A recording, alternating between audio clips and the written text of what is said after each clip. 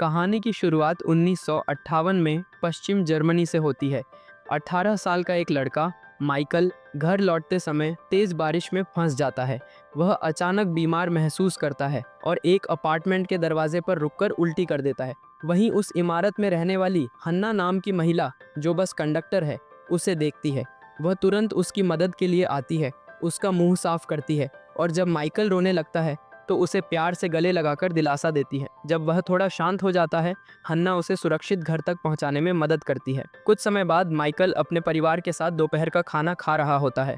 उसकी तबीयत खराब देखकर उसके पिता डॉक्टर को बुलाते हैं। जांच के बाद डॉक्टर बताते हैं कि माइकल को स्कारलेट फीवर नाम की बीमारी है और उसे 3 महीने तक घर पर आराम करना होगा। कुछ दिनों बाद माइकल बिल्कुल ठीक हो जाता है। वह अपनी माँ को उस दयालु महिला के बारे में बताता है जिसने बारिश वाले दिन उसकी मदद की थी। माँ उसे सलाह देती है कि उसे जाकर धन्यवाद कहना चाहिए। इसलिए माइकल फूलों का गुलदस्ता खरीदता है और हन्ना के घर पहुंचता है। जब हन्ना दरवाज़ा खोलती है तो वह मुस्कुराकर पूछती है कि अब वह कैसा है। माइकल बताता है कि वह ठीक है और धन्यवाद के लिए उसे फूल देता है। जब वह जाने लगता है, हन्ना कहती है कि वह काम के लिए तैयार हो रही है और उसे एक कमरे में इंतज़ार करने को कहती है ताकि वे साथ जा सकें। हन्ना जब कपड़े बदल रही होती है, माइकल चुपके से उसे देख लेता है। लेकिन जब हन्ना उसे देख लेती है तो माइकल बहुत शर्मिंदा हो जाता है और डरकर वहां से भाग जाता है। अगले दिन वह हन्ना को बस में एक यात्री को टिकट देते हुए देखता है। उसे महसूस होता है कि उसे माफ़ी मांगनी चाहिए, इसलिए वह फिर से हन्ना के घर जाने का फैसला करता है। जब वह वहां पहुंचता है, हन्ना अभी अभी काम से लौटी होती है। वह माइकल से कहती है कि नीचे से कोयले की बाल्टी ऊपर ले आए। जब माइकल कोयला लाता है तो उसका चेहरा और कपड़े राख से भर जाते हैं। यह देखकर हन्ना उसे नहाने के लिए कहती है। जब वह माइकल के गंदे कपड़े उतारने में मदद करती है तो दोनों एक दूसरे के करीब आ जाते हैं। उस रात माइकल घर लौटता है और परिवार के साथ खाना खाता है। वह हन्ना के घर देर तक रुका था, इसलिए देर से पहुंचता है। जब उसके पिता पूछते हैं कि वह कहाँ था तो माइकल झूठ बोल देता है कि वह रास्ता भटक गया था। अगले दिन स्कूल के बाद माइकल फिर से हन्ना के घर जाता है। दोनों साथ में समय बिताते हैं। धीरे धीरे माइकल पूरी तरह हन्ना के ख्यालों में डूब जाता है। अब वह हर दिन स्कूल खत्म होने का इंतज़ार करता है और अपनी उम्र की लड़कियों पर ध्यान नहीं देता। हन्ना के घर जाना उसकी रोज़ की आदत बन जाती है और कुछ समय बाद दोनों के बीच गहरा रिश्ता बन जाता है। एक दिन जब वे साथ बैठे होते हैं, हन्ना उससे पूछती है कि वह स्कूल में क्या पढ़ता है। माइकल अपने बैग से एक किताब निकालता है और उसे कहानी पढ़कर सुनाने लगता है। हन्ना को माइकल की कहानियां सुनना बहुत पसंद आने लगता है और यह उनके मिलने का रोज का हिस्सा बन जाता है। लेकिन माइकल नहीं जानता कि हन्ना पढ़ या लिख नहीं सकती, वह अनपढ़ है। एक दिन माइकल उसी बस में सफ़र कर रहा होता है जहां हन्ना काम करती है। हन्ना उसे देखकर नाराज़ हो जाती है और दिखावा करती है कि वह उसे नहीं जानती। वह नहीं चाहती कि कोई उनके रिश्ते के बारे में जाने। माइकल हैरान और दुखी हो जाता है। बाद में वह हन्ना के घर जाकर पूछता है कि उसने ऐसा क्यों किया। हन्ना समझाती है कि उन्हें लोगों के सामने साथ नहीं दिखना चाहिए। इस बात पर दोनों में बहस होती है, लेकिन अंत में माइकल माफ़ी मांगता है और हन्ना उसे माफ़ कर देती है। कुछ दिनों बाद माइकल हन्ना से साइकिल यात्रा पर चलने के लिए कहता है और वह मान जाती है। पैसे जुटाने के लिए माइकल अपनी कीमती टिकटों का संग्रह बेच देता है और यात्रा के लिए पर्याप्त पैसे इकट्ठा करता है। अगले दिन दोनों 2 दिन की साइकिल यात्रा पर निकलते हैं।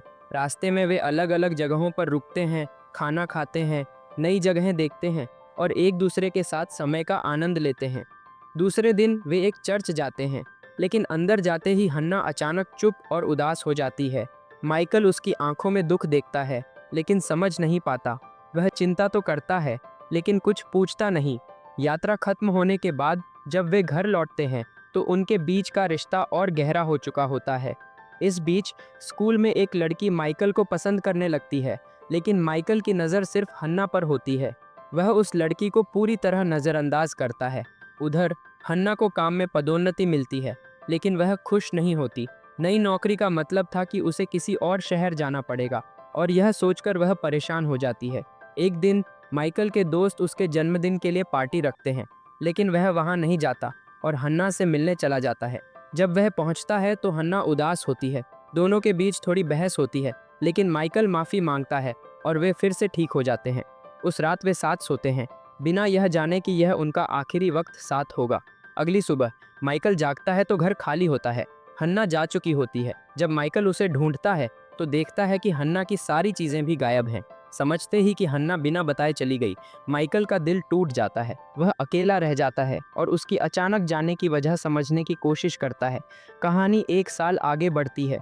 माइकल अब हाइडलबर्ग लॉ स्कूल में पढ़ रहा है और वकील बनने का सपना पूरा करने में लगा है। वह हॉस्टल में रहता है और पूरी तरह पढ़ाई में ध्यान देता है। एक दिन उसके प्रोफेसर छात्रों को कोर्ट हाउस में एक विशेष सेमिनार देखने ले जाते हैं, जहां वे असली मुकदमे को देखेंगे। जैसे ही कार्यवाही शुरू होती है, जज एक नाम लेते हैं, हन्ना। माइकल चौंक जाता है। वह हन्ना को कोर्ट में खड़ा देखता है और सोचता है कि उस पर क्या आरोप है। उसे अपनी आंखों पर विश्वास नहीं होता। माइकल सोचता है, वह यहाँ क्यों है? उसके खिलाफ मुकदमा क्यों चल रहा है? जैसे ही वह सुनता है, सच सामने आता है। हन्ना दूसरे विश्व युद्ध के दौरान एक एसएस गार्ड थी। वह नाजी चलित कैंप में तैनात थी, जहां यहूदी बंदियों, खासकर महिलाओं को रखा जाता था। सिर्फ महिलाएं ही वहां गार्ड की भूमिका में थीं और हन्ना उनमें से एक थी। हन्ना और अन्य गार्डों पर गंभीर आरोप है। उन पर 300 यहूदी महिलाओं और बच्चों को जलती हुई चर्च में मरने देने का आरोप है, जबकि उन्हें बचाया जा सकता था क्योंकि हन्ना सुपरवाइजरी पद पर थी। कोर्ट ने उससे जवाब मांगा। जज पूछते हैं कि उसने एसएस गार्ड क्यों ज्वाइन की और क्या किसी ने उसे प्रभावित किया। हन्ना शांत होकर जवाब देती है कि उसने सिर्फ इसलिए ज्वाइन किया क्योंकि उस समय महिलाओं की भर्ती चल रही थी।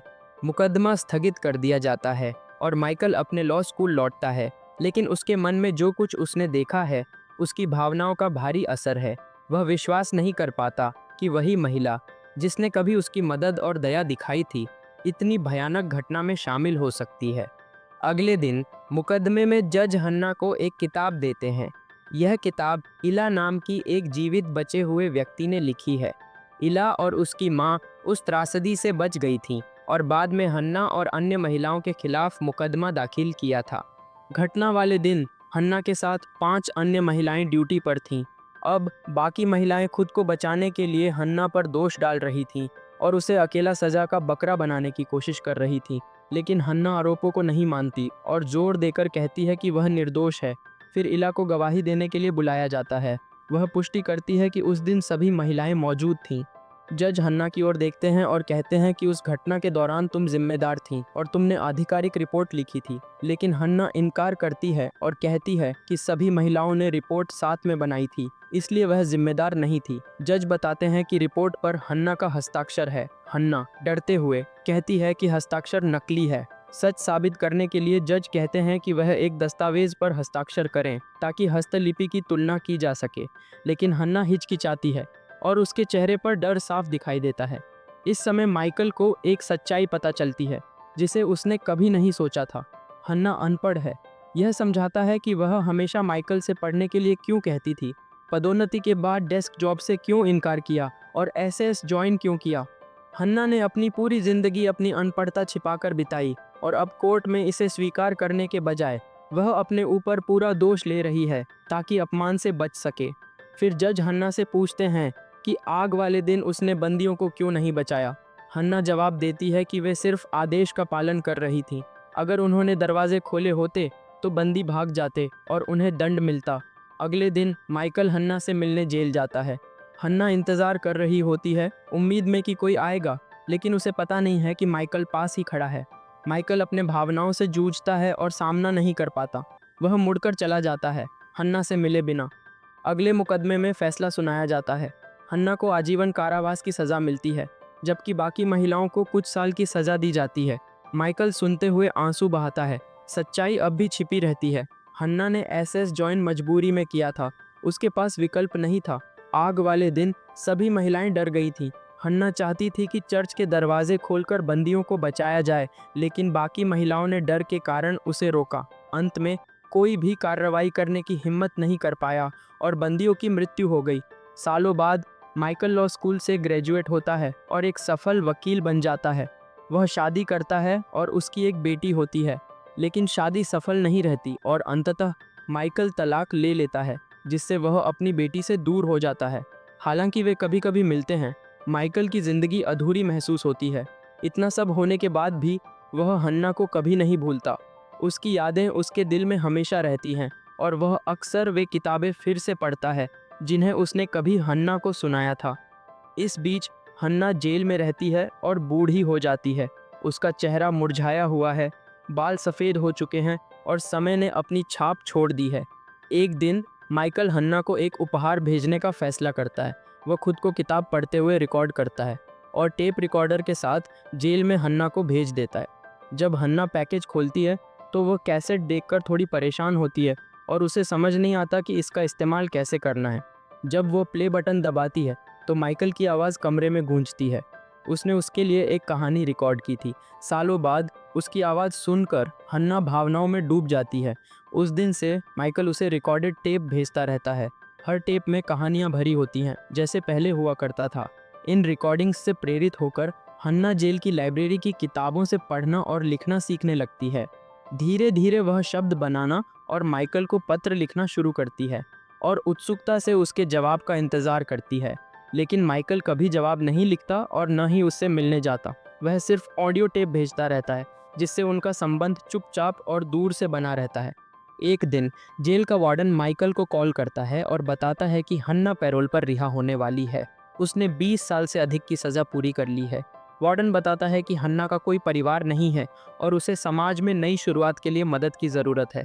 जानते हुए कि हन्ना के पास केवल माइकल है, वार्डन उससे कहता है कि वह उसके लिए इंतज़ाम करे। कुछ सोचने के बाद माइकल सहमत हो जाता है। वह हन्ना के लिए अपार्टमेंट और नौकरी का इंतज़ाम करता है ताकि वह नई ज़िंदगी शुरू कर सके। अगले दिन माइकल सालों बाद हन्ना से मिलने जाता है। हन्ना उसे देखकर खुश हो जाती है। माइकल बताता है कि उसने उसके लिए घर और नौकरी का इंतज़ाम कर दिया है, लेकिन उनकी बातचीत अभी भी थोड़ी दूर से ही होती है। हन्ना माइकल से पूछती है कि क्या वह शादीशुदा है। माइकल जवाब देता है कि वह शादी कर चुका था, उसकी एक बेटी है, लेकिन शादी सफल नहीं हुई और अब वह तलाकशुदा है। हन्ना महसूस करती है कि माइकल कुछ छिपा रहा है और उसके साथ दूरी बनाए हुए है। वह उनके अतीत के बारे में बात करना चाहती है, लेकिन माइकल इस विषय से बचता है। वह केवल हन्ना से कहता है कि वह एक हफ्ते बाद उसे लेने आएगा जब वह रिहा हो जाएगी। माइकल के जाने के बाद हन्ना की कोठरी में गहरी खामोशी छा जाती है। उस रात अपने अतीत पर पछतावे और अपराध बोध से अभिभूत होकर वह एक दिल तोड़ने वाला फैसला लेती है और अपनी जान ले लेती है। एक हफ्ते बाद जब माइकल जेल आता है हन्ना को घर ले जाने, तो वार्डन उसे यह भयंकर खबर देता है। माइकल हैरान और दुखी होकर हन्ना की कोठरी में जाता है, जहां उसे एक नोट और पैसे वाला छोटा डिब्बा मिलता है। अपने अंतिम संदेश में हन्ना अनुरोध करती है कि उसके पैसे इला को दिए जाएं, जो चर्च आग से बच गई थी। माइकल उसकी अंतिम इच्छा मानता है और इला से मिलने जाता है। इला के सामने बैठकर वह हन्ना के साथ अपने अतीत के बारे में खुलकर बताता है और साझा करता है कि उनका रिश्ता कितना गहरा था।